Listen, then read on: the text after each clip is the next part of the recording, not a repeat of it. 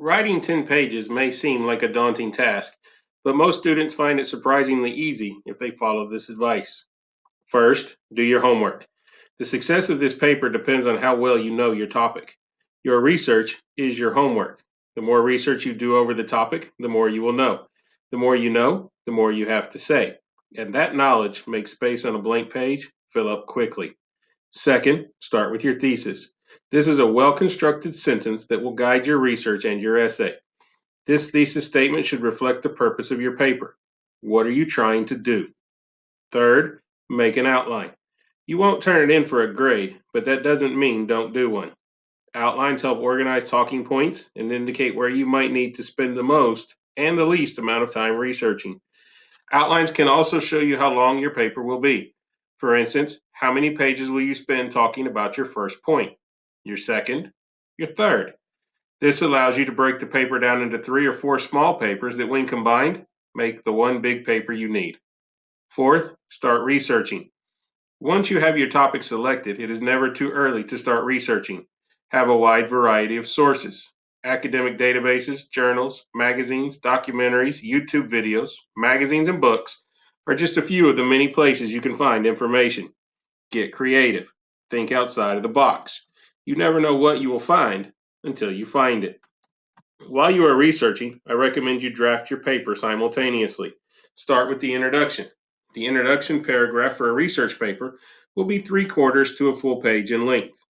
This is probably much longer than any introduction you wrote in 1301, but this paper is much longer than the papers you wrote there. The introduction should grab the reader's attention. You can do this by giving a general overview of the topic.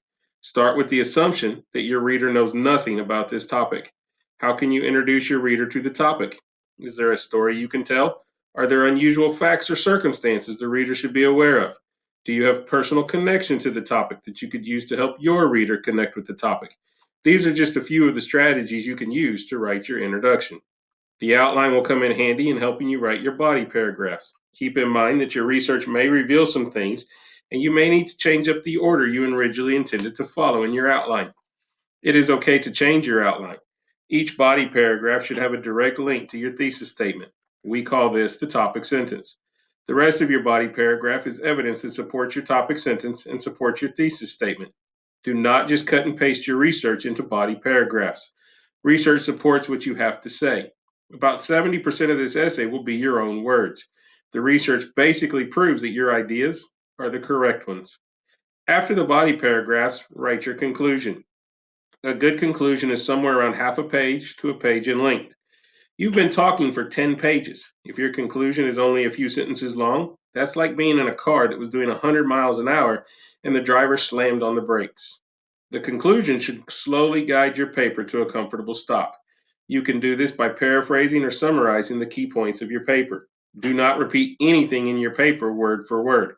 You can also emphasize why your paper is more important for the modern world or the world of the future. Once you are done with your rough draft, the hard work really begins. It is time to revise and edit your paper. There are two different things that should be done at two different times. Revising is making sure your paper makes sense. You may need to move some paragraphs around.